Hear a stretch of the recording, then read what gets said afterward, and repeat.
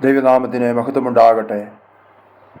കാലിക പ്രസക്തവും വിലയേറിയതുമായ കാര്യങ്ങളെ അപ്രസക്തമാക്കുമാറ് എക്കാലത്തും വിവാദങ്ങൾക്കും വാക്പോരുകൾക്കും ഇട നൽകുന്നതും എന്നാൽ തള്ളിക്കളയാൻ പാടില്ലാത്തതുമായ ചില വേദപുസ്തക വിഷയങ്ങളാണ് നമ്മുടെ മുമ്പാകെ ഈ നാളുകളിലൊക്കെയും കടന്നു വരാറുള്ളത്.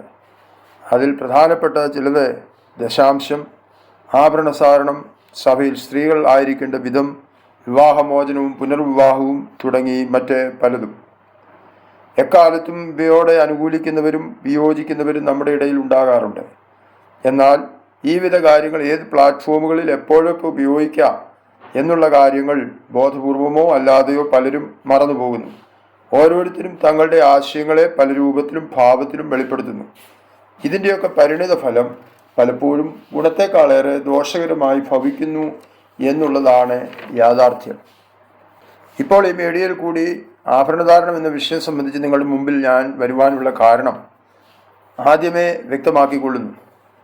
ചിലതൊക്കെ അനുകൂലമോ അല്ലാതെയോ ഈ ദിവസങ്ങളിലായി ഈ വിഷയം സംബന്ധിച്ച് തങ്ങൾക്കുള്ള അറിവ് സോഷ്യൽ മീഡിയയിൽ കൂടി പങ്കുവെച്ചത് ചില സഹോദരങ്ങൾ പങ്കുവെക്കുകയുണ്ടായി.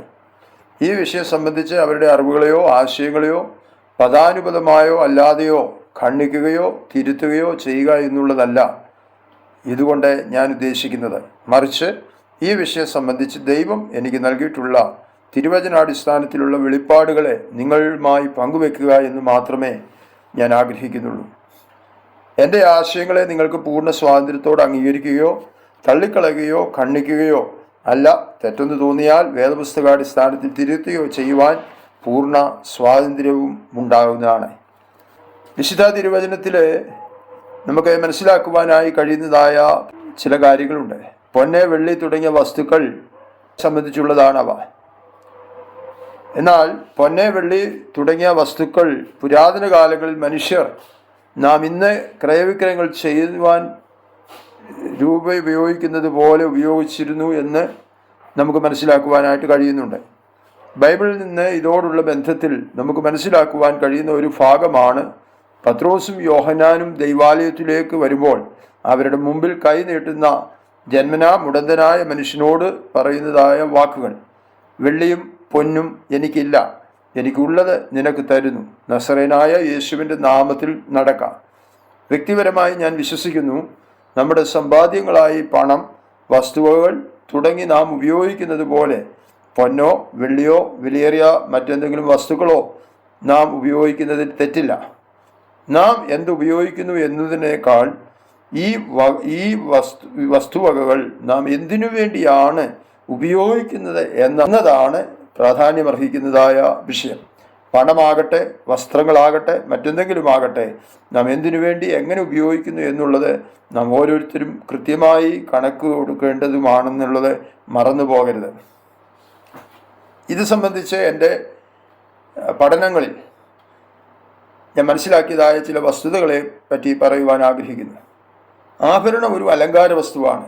അലങ്കാരം എന്നത് ഒരു വസ്തുവിലോ ഇൻറ്റീരിയൽ അല്ലെങ്കിൽ വാസ്തുവിദ്യാഘടനയിലോ ചേരുന്ന ഏതെങ്കിലും അധിക വിശദാംശമാണ് എന്ന് ഗൂഗിൾ സെർച്ചിൽ എനിക്ക് കാണുവാനായിട്ട് കഴിയും.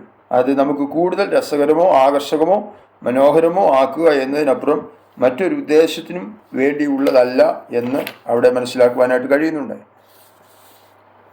തങ്ങളുടെ സാമ്പത്തിക ഉന്നതി, പദവി, രണ്ടുപേർ തമ്മിലുള്ള ഉടമ്പടി, അപ്പോൾ തന്നെ വ്യക്തിപരമായുള്ള പൊങ്ങച്ചം കാണിക്കലുകൾ, വിഗ്രഹാരാധന തുടങ്ങിയവയെ വെളിപ്പെടുത്തുന്നതിന് വേണ്ടിയും ഈ അലങ്കാരങ്ങൾ ഉപയോഗിച്ചു വരുന്നുണ്ട്. നമ്മുടെ രാഷ്ട്രപിതാവ് എൻ്റെ വാക്കുകളെ ഉൾക്കൊണ്ടുകൊണ്ട് ഈ ഗൂഗിൾ സെർച്ചിൽ കാണുവാൻ കഴിഞ്ഞിട്ടുള്ളതായ ഒരു വാക്ക് നമുക്ക് പഠിക്കുവാനായിട്ടോ മനസ്സിലാക്കുവാനോ കഴിയുന്നുണ്ട്. മഹാത്മാഗാന്ധിയെ ഉദ്ധരിച്ചുകൊണ്ട് അവിടെ പറയുന്നത് ഇങ്ങനെയാണ്: ഒരു സ്ത്രീയുടെ യഥാർത്ഥ അലങ്കാരം അവളുടെ സ്വഭാവശുദ്ധിയും വിശുദ്ധിയുമാണ്. ഇത് തന്നെയല്ലേ വിശുദ്ധ പത്രോസ്ലീഹ തൻ്റെ 1-ാം ലേഖനത്തിൽ 3-ാം അധ്യായം 3-4 വാക്യങ്ങളിലും വിശുദ്ധ പൗലോസ്ലീഹ തിമോത്തിയോസിന് എഴുതിയ 1-ാം ലേഖനത്തിൽ 2-ാം അധ്യായം 9-10 വാക്യങ്ങളും പറഞ്ഞിട്ടുള്ളത്.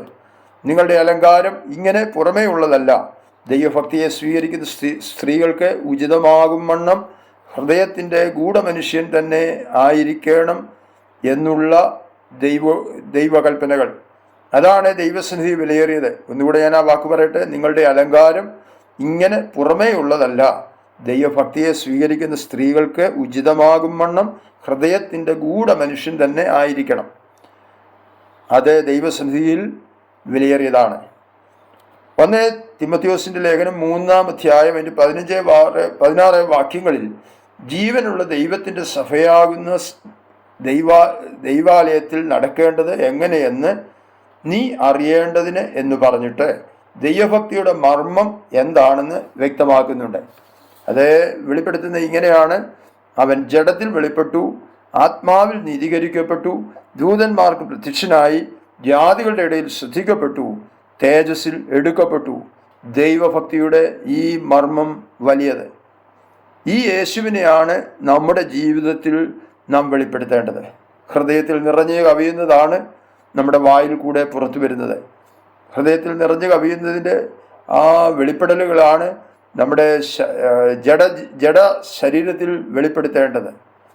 ലോകം കാണേണ്ടത് നമ്മെയല്ല, നമ്മിൽ വസിക്കുന്ന ക്രിസ്തുവിനെയാണ്. എങ്കിൽ മാത്രമേ തേജസ്സിൽ എടുക്കപ്പെടുകയുള്ളൂ. തെസ്സലോനിക്കരുടെ ലേഖനത്തിൽ പറയുന്നതായ ഒരു ഭാഗം കൂടെ പറഞ്ഞ് ഇവിടെ ഞാനിത് അവസാനിപ്പിക്കുന്നു. ക്രിസ്തുവിൻ്റെ പ്രത്യക്ഷതയിൽ നാം അനന്യമായി വെളിപ്പെടും വണ്ണം നമ്മുടെ ആത്മാവ്, നമ്മുടെ ദേഹി, നമ്മുടെ ശരീരം കാക്കപ്പെടേണ്ടതുണ്ട്. അതുകൊണ്ടാണ് റോമർക്കെഴുതിയ ലേഖനത്തിൽ ആരാധനയോട് ബന്ധപ്പെട്ട് പറയുമ്പോൾ, നിങ്ങൾ ഈ ലോകത്തിന് അനുരൂപമാകാതെ നന്മയും പ്രസാദവും പൂർണ്ണതയുമുള്ള ദൈവഹിതം ഇന്നതെന്ന് തിരിച്ചറിഞ്ഞ് മനസ്സ് പുതുക്കി രൂപാന്തരപ്പെടുവീൻ എന്ന് പറഞ്ഞിട്ടുള്ളതായ ഭാഗം. ദൈവം അനുവദിക്കുന്നെങ്കിൽ ശേഷഭാഗം അടുത്തതിൽ. ദൈവം അനുഗ്രഹിക്കുമാറാകട്ടെ.